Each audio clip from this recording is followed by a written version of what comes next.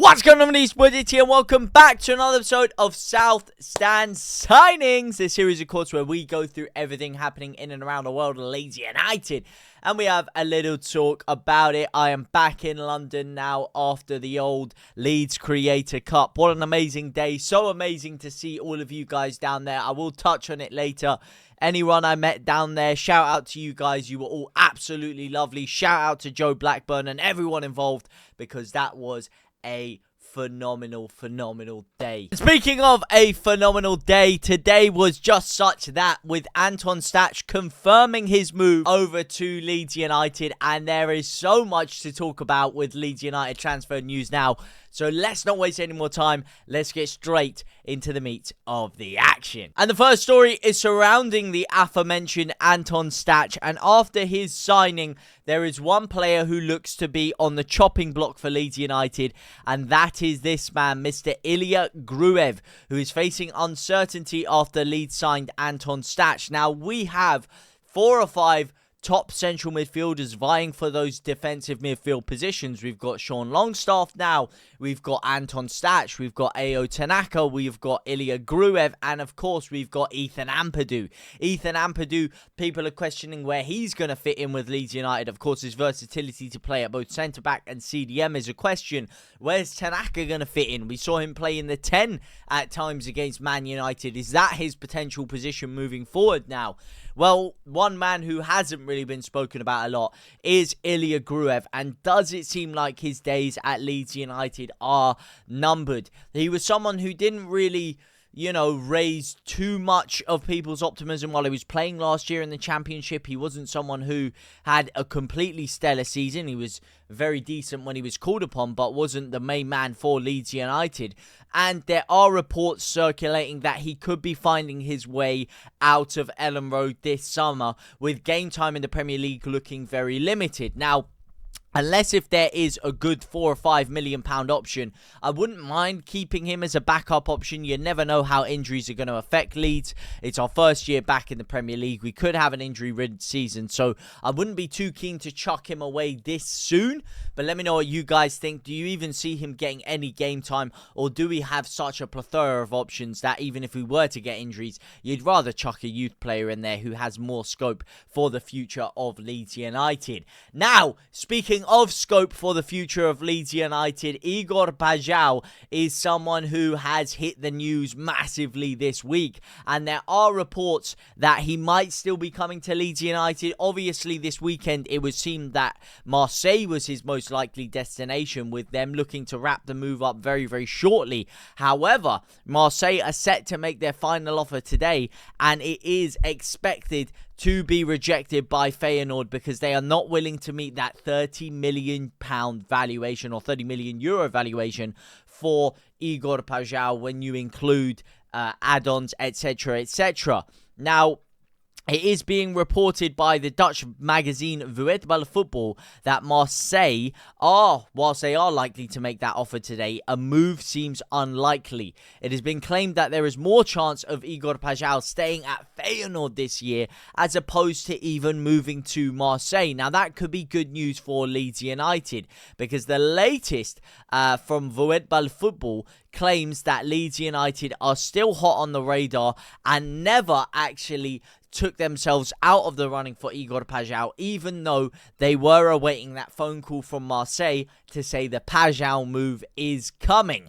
Now, will Paixao move to Leeds United? Will he stay at Feyenoord? Will he move to Marseille? This is the question. Now, speaking exclusively to MOT Leeds United News, Dutch football expert Michael Statham thinks it would come as a shock if Leeds were to still get this deal done, despite the fact that Marseille might be off the table. He said, I've heard that Igor Paixao would prefer a move to the Premier League, and he wouldn't necessarily want a move over to Ligue 1.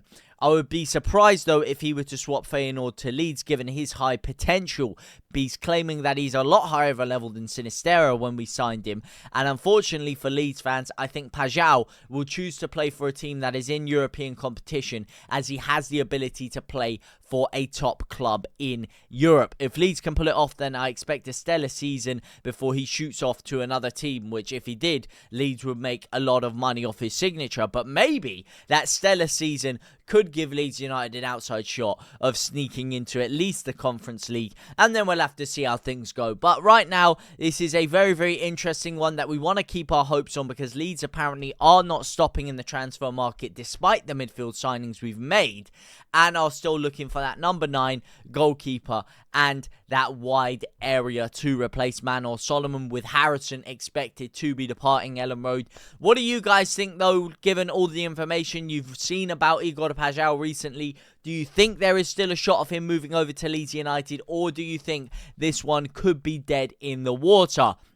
Now, one move that was dead in the water was, of course, Leeds United's move for Douglas Luiz, which we got quite excited about early doors when we were linked with him, but it came out very, very, very briefly after that he did not really fancy a move over to Leeds United, preferring a move in Italy. Since then, he hasn't actually had a lot of opportunities to move to Italy, and Nottingham Forest now seem well placed to potentially snag him up, given their impressive way of manufacturing Crystal Palace out of the Europa League to get themselves into it. But that doesn't really surround Leeds United too much, so we shall move swiftly on. Now, one move that would intrigue Leeds fans a little bit more is surrounding this man, Mr. Illan Meslier, who had a very impressive second half performance against Manchester United, saving Leeds' bacon in that game in the 90th minute of the game with a great double save off the line from a set piece. Now, would I keep him at Leeds United? I wouldn't be against that. It does seem the club are moving for another goalkeeper,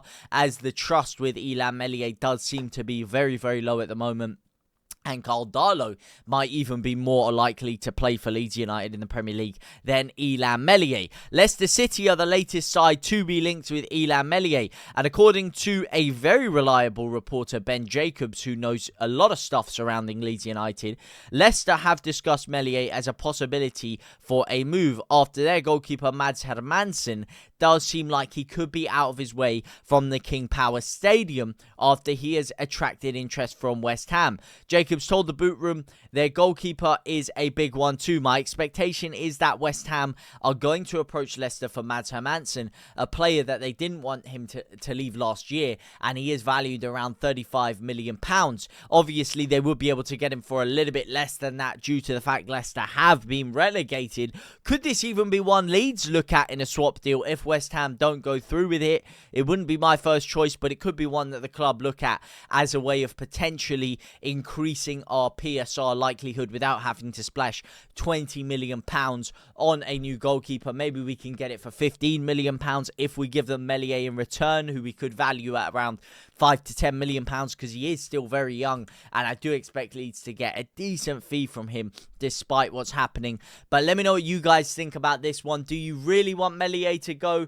Do you have potentially a little bit of a change of heart after seeing how he performed against Man United?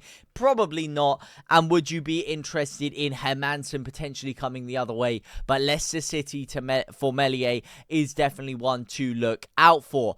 Now, one that really was a little bit surprising here to see pop up on my news this morning is that Johnny Housen, of all people, will be making a return over to Elland Road as he secures a surprise Leeds United return after his exit from Middlesbrough. He won't be playing for Leeds United, given but he will be coming over to be a coach for the under-21s. Leeds United are set to bring Johnny Housen back to the club. JTLive understands that a deal has been agreed for the former Whites Academy graduate to be a coach of the under-21 side. Obviously, what a player he was back in the day. He was really a favourite of mine back when Leeds were languishing around the Championship, League One. It was very gutting to see him move on to pastures green when we were trying to push up to potentially sneak into the playoffs in the Championship. But it is one that is now back home in Johnny Housen at Leeds United. Let me know your thoughts on that one down below. Now, one that will be very interesting for Leeds fans to find out about is the developments around Lecce striker Nikola Chrisovic. Leeds obviously still need a number 9. We did put in a 22 million euro bid with 3 million's worth of add-ons, which was swiftly rejected by Chrisovic, who did not want the move over to Leeds United, favouring a move over to Serie A. Lecce are looking for around 30 million euros for the striker and potentially would settle for around 25 million euros, which is around what Leeds actually offered for him. However, Atalanta, Juventus, AC Milan have all made it very, very clear that they're only moving in for Chrisovic if it's a cut price fee. They don't want to spend the money that Leeds were willing to spend on him, given the fact that this was more of an important signing for Leeds than all of those aforementioned clubs. And now he finds himself in a little bit of limbo. Will he regret rejecting Leeds United, potentially being stuck at Lecce? Will he relish the opportunity to have another decent season at Lecce and put himself back in the shop window for these other Italian clubs? That is yet to be seen, but Leeds will be looking elsewhere. And one man who Leeds have looked a lot at is the in-form striker Rodrigo Manise, who is apparently tempted by a blockbuster move over to Leeds United as Leeds track 3 more attacking options after signing Anton Stach. Obviously, Fulham want a ludicrous price for him, around 50 million euros for the man, and Leeds United aren't necessarily, or 50 million pounds, sorry, Leeds United aren't willing to meet that valuation as it is very, very high. Well, it is yet to see whether Leeds will be willing to meet that valuation. Fulham, however, have now found his replacement in attack, and because of the fact that they are securing a replacement for him, they could be likely to let him go for a little bit less money. Let's have a little look at the comparison between Chrisovic and, of course, the aforementioned Rodrigo Manise as well, just to see which one would be more applicable to Leeds United. Now, last year in Serie A, Chrisovic had 37 appearances, scoring 11 goals and registering 5 assists in 3,000 minutes of football. He also played 90 minutes in the Italian Cup, scoring 1 goal in that, which brings his total tally to 12 goals and 5 assists in 3,000 or over 3,000 minutes of football for the Italian club. Now, would those numbers increase in the Premier League, or would he find it harder to net? Most likely you'd expect he'd find it harder to net, although he would potentially have higher caliber attacking players around him. So it is an unproven one that you never know what's going to happen. Whereas you compare that to Rodrigo Manise, who, yes, has scored less and assisted less overall, with 13 goal contributions, only 8 of which coming in the Premier League. But when you look at the minute ratio for this man, this is when things start to get a little bit more interesting, as he has got 11 goals and 2 assists whilst he's played 36 games, which is very similar to Chrisovic's 38 games. He has only played just over 1,300 minutes of football in the league this year. As you can see by these stats here, most of his games have come off the bench, and a lot of his goals have as well. He didn't start off the season too well, not registering any goals until his 7th game, in which he did come off the bench to slot a goal home against a defeat to Manchester City. However, since February, the guy has been firing on all cylinders, scoring 7 goals, 5 of which coming in the league. Again, a lot of them bit part performances coming off the bench, and he is one who could develop very, very well. Since then, he did pick up an Achilles tendon problem, which took him out of Fulham's last 5 games of the Premier League, which is one to look out for. But given the fact that Leeds have so many strikers there with their own injury concerns, that isn't something that would really concern me too much, because if he was out of football, you'd expect Nemecha to fit in, who looks like a great hold-up man. You would expect Pirot to fit in and feature when he needs to. Obviously, Bamford will not be featuring. And Mateo Joseph, I don't expect it to feature, however, because he is likely to be sold this summer. It is being reported by numerous outlets that Leeds are actually using Mateo Joseph's price and potentially trying to start a little bit of a bidding war to push that valuation up, to use that money to fund a move for Rodrigo Manise, because of the fact his valuation is so high, and Leeds are kind of hamstrung when it comes to PSR this year. PSR has really impacted newly promoted clubs, and we do need to get a decent fee for Paixao Joseph if we are to splash the cash on a new number 9. How much would you guys be willing to let Paixao Joseph go for? Do you still want to see Paixao Joseph gone? 10 to 50 million pounds, which, clubs in Spain are looking like they could potentially be willing to pay, does suggest that maybe there is a little bit more scope for growth for Joseph. And I know a few fans might have been liking the opportunity of a loan move. I spoke to a few of you before, but it does seem like he will be going permanently, much like this man, Mr. Junior Senior Firpo, who of course moved to Betis. This one always stings me. There was speak about the contract negotiations, about whether he was bitter about Leeds. Obviously, his statements that came out after would deny that, and he did recently come out saying that he is a lifelong fan of Betis, and even when he came to Leeds, his dream was to win a league title at Betis, which, makes it even more sour for me, the fact that he did depart Leeds United, which was a little bit of a stinging one for me, of course. In other news, Leeds United are reportedly keeping a close eye on non-league club Morecambe's teenage sensation. Sorry, I don't know what's going on with my vocabulary today. Ole Tonkin. According to a report from the Football Insider, Leeds United are interested in acquiring the services of Ole Tonkin, as the Yorkshire-based outfit has been closely monitoring a highly rated Morecambe scholar for a while now. The 18-year-old defender has had a sensational rise, and his performances have put him on the radar of multiple top clubs in the Premier League as well as the Bundesliga. The 6'3" centre-back is currently playing for the club's under-21s, and scouts of top clubs have continued to track his progress ahead of a potential move this summer. Leeds United could get this one done, and I do think it is one that Leeds should look to get done, because we do need to bolster our academy as much as we can, because you never know which one of these players could feature for Leeds United going forward, or could make Leeds United a lot of money and help us with PSR negotiations going forward. But those are the main stories of the day. Let me know what you guys think about all of this one. What are your vibe check going on right now on Igor Paixao? Do you think that is a deal Leeds United could still get done?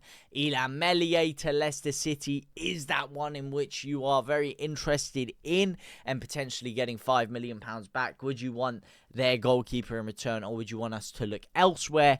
And of course, the striker debacle, Chrisovic, and of course, Rodrigo Manise, hot on the lips of Leeds United as the 49ers look to get a striker deal done. Let me know how much you guys would be willing to pay on a striker for Leeds United. But for now, though, I will see you guys very soon. It was a pleasure, as I said before, to play in that charity match and see all of you guys there.